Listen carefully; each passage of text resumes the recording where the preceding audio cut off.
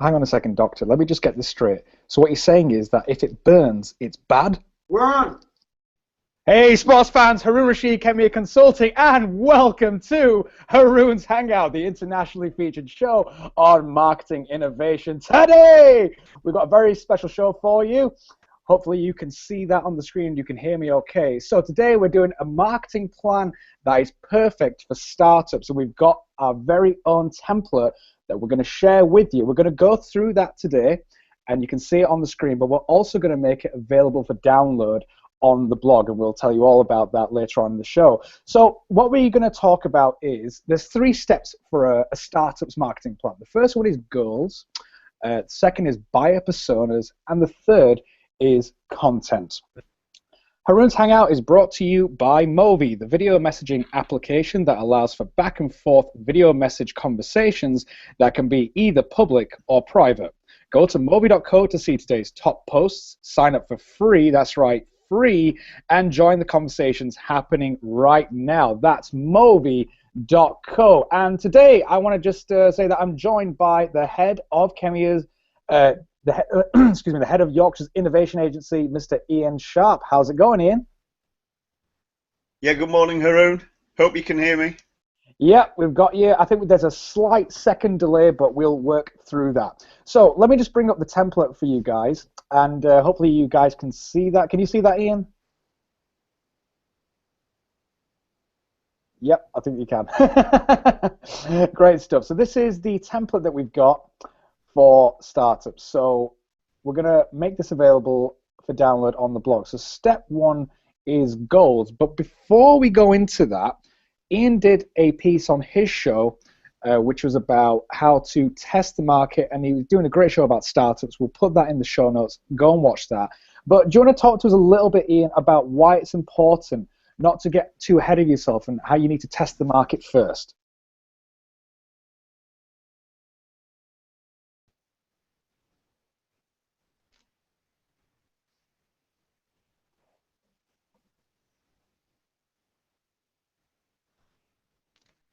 Don't know if Ian can hear us. Can you hear us, Ian?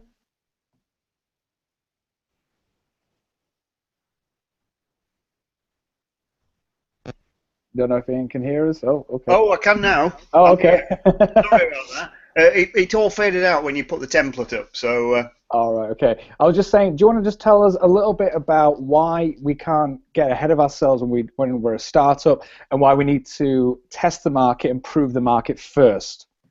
Well, so I think as you've heard us talk about on other Hangouts, you know, when we first start looking at a market, we're trying to identify a particular niche, and we're trying to identify how we fix the pain associated with that niche. So until we do that, it's almost impossible to write down your marketing goals, right? So we need to test the market and figure out where we're positioned, how we're going to launch the product or the service, how we're going to fix that pain, and therefore what the long-term goals are. Brilliant. So if we go back onto the template, the first step that we have is, now this is assuming you've done some sort of feasibility study, that you've gone out there, you've actually talked to some people, gone and tried to test the market. We're going to talk about goals. So we said in a previous show that these are some really basic questions, but you'll be surprised how many people do not know the answers to these questions. It's so bad. So what we tend to do is we work on a 3-year projection. You can go longer if you want, but we typically choose about 3 years. We look at things like, what's your turnover going to be? How many employees are you going to have? I know you might be a startup, but look, think ahead. You need to think about this kind of stuff. Geographical reach. Where do you want to be operating? Is it in your local area? Is it just on your street? Is it Yorkshire? Is it Europe? Is it the world? Where are you trying to operate? And then think about, who are your typical kind of perfect customers? What do they look like? What industry are they in? And that kind of gets you a little bit of a clearer picture. And now, Ian, you talk a lot about building clarity, don't you? And the clearer the picture, you know, the more likely it is that you're going to achieve your goals, isn't it? Absolutely. So the more clarity you can bring to your business, then the easier it is for you to actually to market it. The easier it is to do your online research and make sure that you're doing all the other things, the content plans, you're targeting the right people, you're doing the SEO optimization. I know we're not talking about that today, but it makes all of that flow a lot easier. Absolutely. Well, let's talk about the actual customers. So we call them buyer personas. There's a lot of great content out there about what a persona is. This is not your typical kind of crappy, oh, your typical customer is a male aged 18 to 25 and they live in Bradford. Doesn't help you at all. But if you know what motivates somebody to buy from you, that's different. So what we're looking at is a psychological profile, an in-depth psychological profile of who the customers are. Now, Ian used a phrase, the pain or the problem that you're solving. What is that you're doing? Because if you don't have a clear idea, there's just no chance you're going to be able to reach these people. So what we've done is we've given you like a few boxes here where you can fill in your buyer persona titles, so right at the top over here, but underneath we've given you about 10 spaces where you can put 10 different types of motivations. 10? 10? Yes, 10. There can be more than that, there can be less than that. It's what's appropriate. You don't have to fill in all the spaces, but we're just giving you enough space to work with. So don't ever fall for that trap of, well, my customer is everyone. We hear that quite a lot, don't we, Ian? We do. Pat Flynn of Smart Passive Income, we'll put a link to that in the show notes, nailed this exactly right. So he was talking about wanting to get into the software industry and focusing on what product could he take to market, how much would it cost him, and how much revenue was it going to make. What he missed out was who was going to buy it. And so he tried to develop a couple of software products. He took them to market and they absolutely flopped. And when he did the second round of development, he developed something for himself, which is an embedded podcast player that Smart Passive Income uses on its website. And he started getting asked for it. And because he'd fixed his own problem, it was something that didn't exist in the market, he realized, and his audience realized, something that he developed for himself into a business. And what he did there is, unknowingly, or unwittingly perhaps, he'd identified a set of buyer personas, and actually he was the key buyer. Wow. Have you lost me? Are you still there, Haroon? Just for a split second there, just for a split second. That's fantastic. We'll put all that in the show notes. Really great piece of content. Pat Flynn's podcast particularly is really, really good, so we'll definitely be linking to that.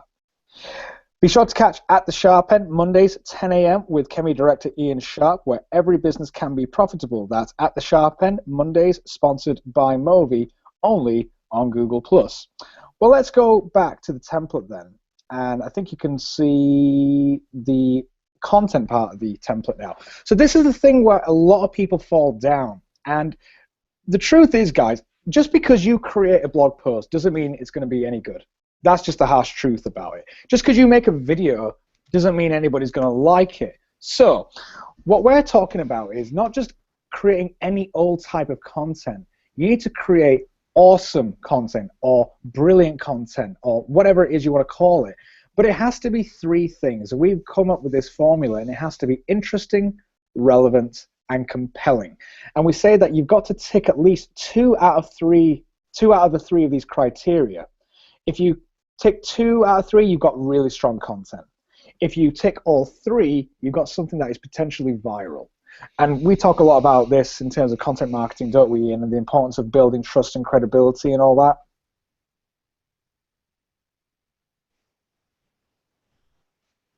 I don't know if we've lost Ian again there, but... Hey, no, I'm back, sorry, okay. But it did drop out on me, so I didn't hear any question. Oh, okay, right. So I was saying that we actually talk a lot about the importance of building good quality content, and it also helps build trust with the audience as well, doesn't it? No, absolutely. So if your content is interesting and it's relevant to what sector you're and buyer persona you're targeting, then it should be compelling. And actually, if you do that, you get the engagement, and that's one thing we see happening all the time. Absolutely. Well, we're going to leave it there today, guys. We're going to be making this template available for download in the show notes. So you can go on khemeiaconsulting.com/blog and you can get all that for free. And also, just be sure to catch us next week as well, where we've got our special guest, Lee Jackson, who is an author, national speaker, and he's contributed to some major marketing blogs, including Marketing Profs.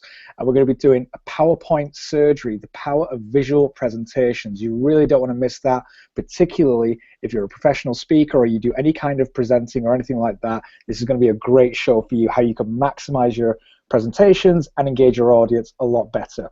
So thanks a lot, guys. We hope you enjoy the template. And from me and Ian, we just want to say, take care, sports fans.